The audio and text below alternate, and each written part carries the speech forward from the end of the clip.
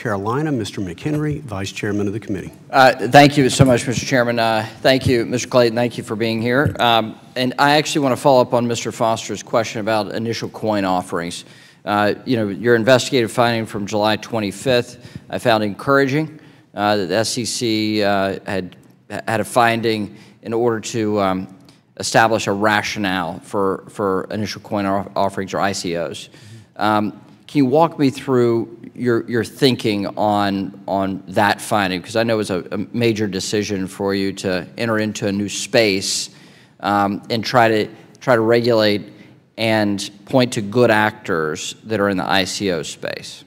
Sure, and there's a process and a substance element to it.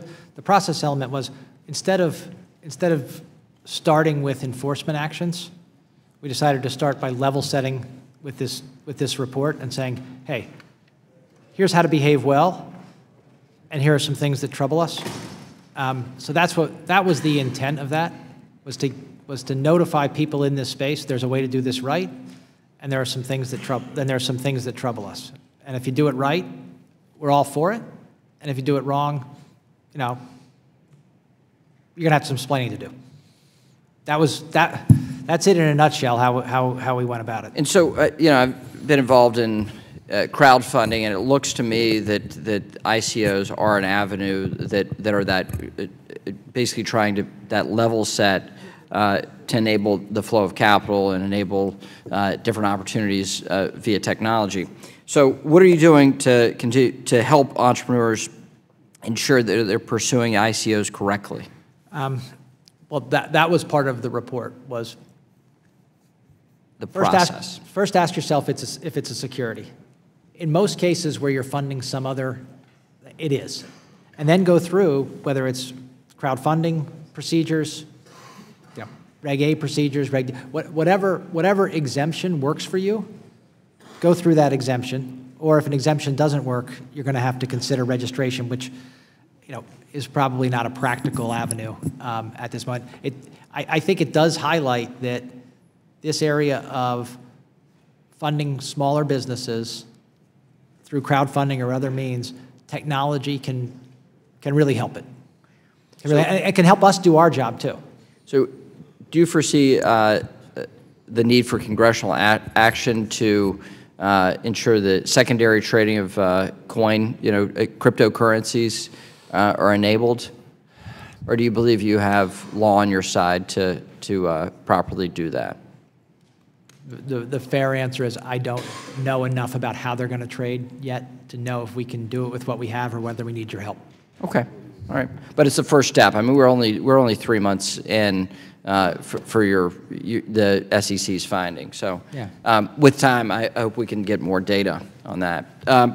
So let me shift to a separate issue that I know you care about as much as I do, which is this discussion about the rise of the rest, right?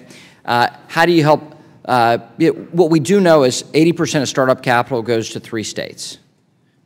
There are 47 other states that have great ideas, but the flow of capital is not there. It's not commensurate with the set of ideas and opportunities around there.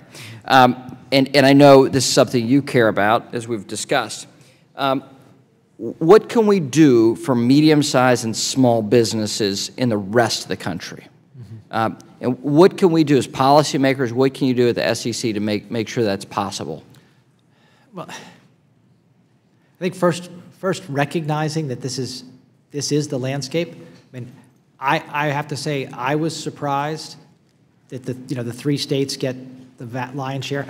We had some folks in the other day. We've been talking to people about this, small and medium-sized businesses, not intermediaries, but people who have these businesses. I learned something new, which is the Midwest is the world's 4th or 5th largest economy, depending on how you measure it, but it has very little venture capital. It has lots of great companies, lots of well-educated people, a big economy, but very little venture capital, and that should tell us something.